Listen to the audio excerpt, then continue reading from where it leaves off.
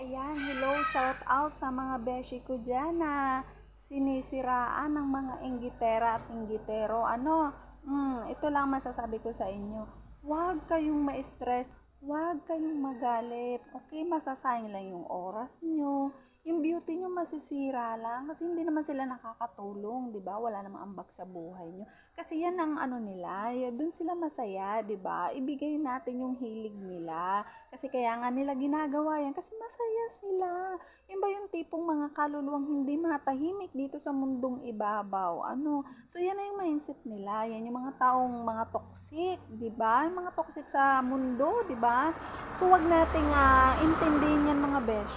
'Di ba? Bagkus palakpakan natin sila kasi sila yung mga magagaling na editor, magagaling na mga dramatista, 'di ba? So, ayan, nagre-recruit pa ng mga ibang tao para magalit sa kapwa, 'di ba? Humahanap ng kakampi, 'di ba? So para umayon sa kanila. Pero alam mo, ang balik noon, 'di ba? Kung iisipin natin, nakakaawa sila. Pero sa ngayon, palakpakan mo muna sila. Kasi yun ang drama nila sa buhay, ha? And later on, ikaw ang papalakpak sa huli. 'Di ba?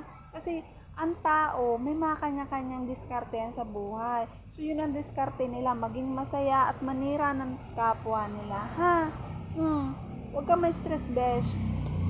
Wala masasabi ko sa'yo. Sayang ng ganda mo, besh. Wag, masisira ang buhay mo.